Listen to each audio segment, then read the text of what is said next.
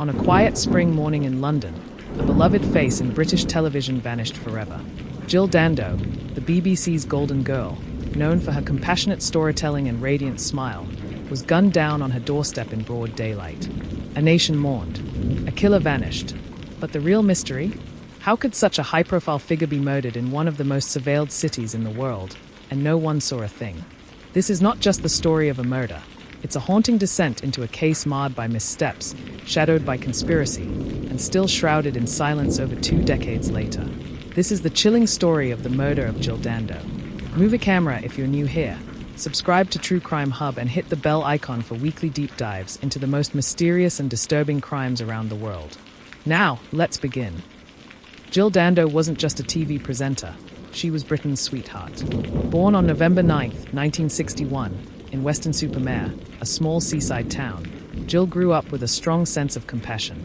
Her journalistic journey began with local newspapers before she transitioned to BBC television.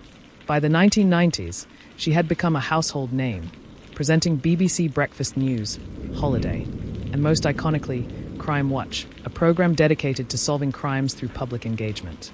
Behind the camera, Jill was described as warm, grounded, and humble despite her fame.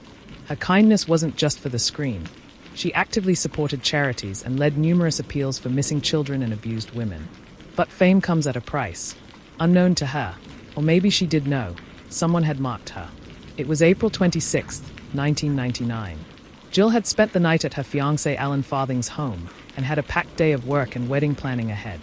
Around 11:30 a.m., she returned briefly to her own flat in Fulham, a modest home she'd kept even after her engagement. Just a few minutes later, at approximately 11:32 a.m., a neighbor heard a scream and then a loud bang. Jill Dando was found slumped on her doorstep. One gunshot, straight to the head. It was brutal, clinical. No forced entry, no robbery, no struggle. The killer had waited, struck, and disappeared without a trace. A prominent public figure murdered in daylight outside her own home? This wasn't just another crime, it was a national trauma.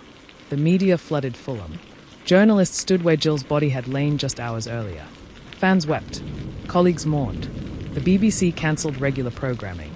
A nation was glued to their TVs, watching with disbelief as Crime Watch presenters tearfully reported on the death of one of their own. Even Buckingham Palace issued a statement.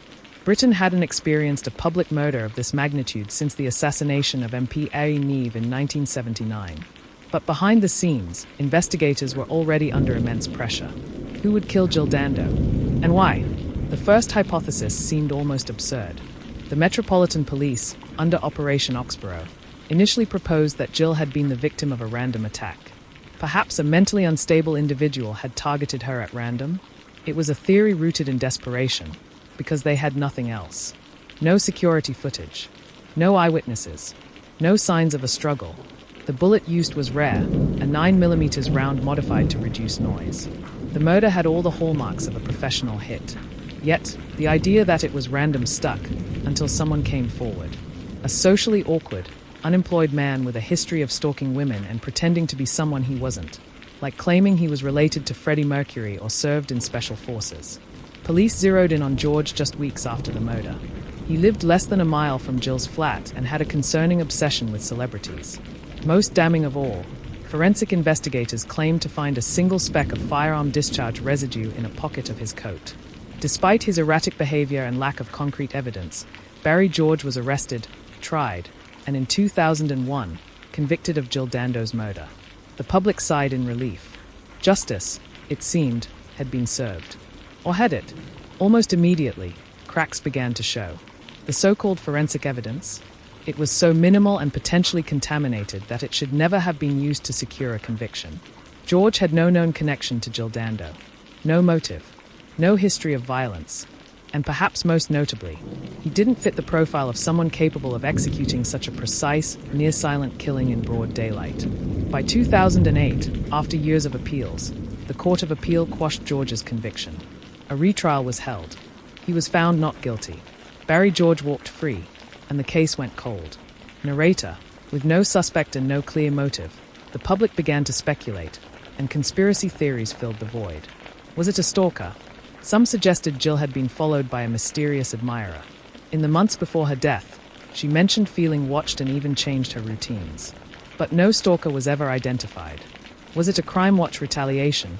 Jill had helped bring criminals to justice. Could it have been revenge? Perhaps someone featured on Crime Watch had orchestrated the attack. Yet, no credible leads ever emerged. Was it a professional hit? This is where things turn truly dark. Some intelligence insiders believed Jill may have been killed by a professional, someone trained to leave no trace. A modified weapon, a single shot to the head. No witnesses. But if it was a hit, who ordered it? Narrator. In the weeks before her death, Jill had supported a campaign to highlight the atrocities in Kosovo, particularly against ethnic Albanians. At the time, NATO was bombing Serbia, and tensions were high.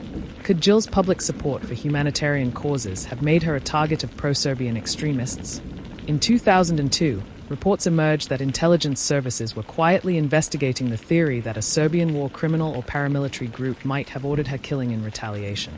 One anonymous call to BBC staff shortly after her death chillingly stated, "Your friend Jill has been murdered as a warning." But once again, no evidence, no suspects, and the theory faded. Narrator. As the years passed, scrutiny shifted from suspects to the investigation itself. Why had police focused so narrowly on Barry George despite weak evidence? Why were so many credible tips ignored? Why wasn't the area locked down tighter that day? Some believed that pressure from the top led to tunnel vision. Others feared there had been a cover-up, perhaps to avoid panic if a foreign government or paramilitary was truly behind it. Even former detectives have admitted vital opportunities were missed. One thing remains clear. Justice for Jill was never truly served. More than 2 decades later, the question remains. Who killed Jill Dando? Was it a lone stalker? A wrongfully accused loner? A vengeful criminal? Or a calculated political assassination? Her murder remains one of the most confounding cold cases in British history. But Jill's legacy has never faded. The Jill Dando Institute of Crime Science was established at UCL, dedicated to using science to prevent future crimes. Friends, family, and fans continue to honor her spirit, not as a victim, but as a woman who tried to make the world safer. And yet, her killer still walks free. If you have any information, no matter how small, regarding the murder of Jill Dando, you are urged to contact authorities or Crime Stoppers. Cold cases can be solved, but only with help. Subscribe to True Crime Hub for more gripping investigations. Share this video to keep Jill's memory alive and her story in the public eye. Maybe, just maybe, someone out there knows the truth.